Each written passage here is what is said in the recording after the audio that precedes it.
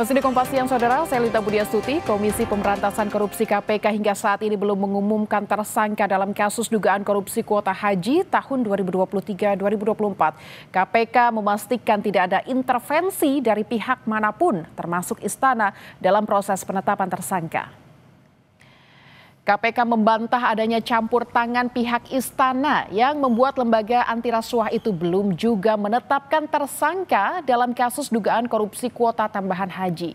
Juru bicara KPK Budi Prasetyo memastikan proses penyidikan masih berjalan dengan terus melakukan pemanggilan terhadap para saksi, mulai dari Kemenak, Biro Perjalanan hingga pihak lain yang mengetahui konstruksi perkara.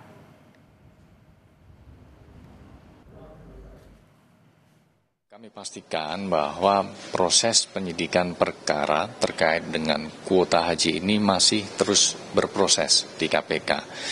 Jadi KPK juga masih terus melakukan pemanggilan terhadap para saksi ataupun pihak-pihak lain yang diduga mengetahui konstruksi perkara ini, dan tentu setiap keterangan dari para saksi yang dipanggil akan membantu KPK untuk membuat terang perkara ini.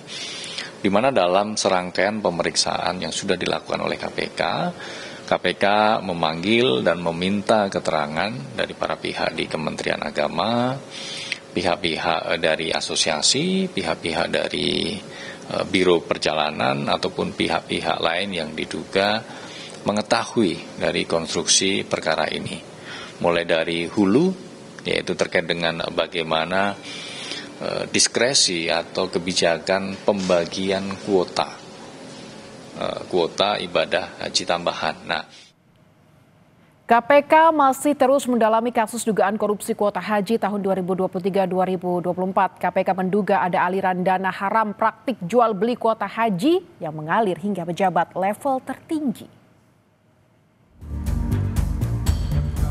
Kasus korupsi kuota haji perlahan menemui titik terang. Terlebih setelah pendakwah sekaligus pemilik Uhutur Khalid Basalamah memberikan keterangan sebagai saksi dan mengembalikan sejumlah uang ke KPK. Terkait dengan pengembalian sejumlah uang, itu kami konfirmasi benar ada, namun untuk jumlahnya belum bisa kami sampaikan. Tentunya ini terkait dengan penjualan kuota ibadah haji yang dilakukan oleh saudara Ustadz KB melalui Biro Perjalanan. KPK menyatakan uang yang dikembalikan Khalid Basalamah menjadi bukti terdapat dugaan aliran dana haram praktik jual beli kuota haji yang mengalir hingga pejabat level tertinggi. Ini mengalir uangnya sampai ke pucuk. Namanya pucuk ini kalau di direktorat ya ujungnya kan direktur gitu ya. Kalau di kedeputian ujungnya ya deputi gitu. Terus begitu kan. Nah, gitu, seperti itu. Ya. Kalau di kementerian ya ujungnya ya menteri. Kalau kementerian kan begitu. Sebelumnya mantan Menteri Agama Yakut Khalil Qomas sudah 2 kali diperiksa sebagai saksi. Ia mengaku mendapat sekitar 18 pertanyaan dari penyidik. Namun saat ditanya soal dugaan fee dari pembagian kuota haji, Menteri Agama periode 2020-2024 ini meminta hal itu ditanyakan ke penyidik KPK. Perdalam keterangan yang saya sampaikan di pemeriksaan sebelumnya, di penyelidikan.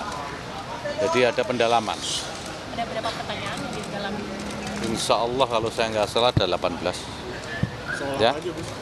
Ya materi sampaikan tanya ya tentu terkait dengan persoalan yang sedang Gus, soal aliran dugaan fee terkait pembagian kuota itu gimana, Gus? tanyakan ke penyidik ya. Tidak hanya Yakut, Direktur Jenderal Penyelenggaraan Haji dan Umrah Kementerian Agama Hilman Latif juga diperiksa KPK sebagai saksi. Usai pemeriksaan, Hilman memaparkan kepada penyidik tentang aturan yang melandasi proses penyelenggaraan haji, termasuk pembagian kuota haji tambahan. Bisa pendalaman regulasi yang ada dalam proses haji. Terus ditanya itu untuk soal penentuan kuota itu atas ide siapa gitu? Biar kita pendalaman regulasi. Allah. KPK hingga saat ini belum mengumumkan tersangka kasus dugaan korupsi kuota haji tahun 2023-2024. KPK memastikan tidak ada intervensi pihak lain dalam proses penetapan tersangka. Tim Liputan Kompas TV. Saudara Wakil Menteri Haji dan Umroh Dhanil Anzar Simanjuntak menyebut perintah Presiden untuk menurunkan ongkos haji sangat rasional. Dhanil bilang ongkos haji bisa turun dengan cara menekan sejumlah kebocoran dalam tata kelola ibadah haji. Jadi sangat rasional ketika Presiden meminta agar BPIH atau biaya penyelenggaraan ibadah haji atau terutama dalam bahasa awam itu ongkos naik haji itu ditekan. Itu sangat memungkinkan Mbak secara politik dan secara ekonomi juga sangat memungkinkan. Kenapa begitu? Pertama, Presiden melihat potensi kebocoran yang sangat tinggi. Tadi saya sebutkan 20 sampai dengan 30 kebocoran. Jadi kalau kemudian kita bisa menekan kebocoran-kebocoran itu, maka kita bisa merasionalisasikan biaya atau ongkos naik haji. Paling tiga berapa persen turun? Nah, kalau kemudian kebocorannya bisa kita tekan sampai dengan 0%, maka kita akan bisa signifikan menurunkan. Tapi dari sisi ekonomi kan memang orang kok banyak yang bilang nggak rasional kalau kemudian ongkos haji diturunkan karena dolarnya justru naik. Kalau tahun lalu itu standarnya 16.000 per $1. Nah tahun ini kan 16.500. Jadi asumsinya pasti naik. Ongkos semuanya pasti naik. Nah tapi dari sisi hitung-hitungan finansial memang terkesan tidak rasional. Tapi yang dilihat oleh Presiden dan yang juga kami lihat itu adalah bagaimana inefisiensi pembiayaan haji itu bisa dipotong. Inefisiensi itu disebabkan oleh kenapa? Oleh kebocoran. Jadi kalau kebocoran 20-30% ini bisa kita tekan, minimal kita juga bisa menekan biaya ongkos haji itu.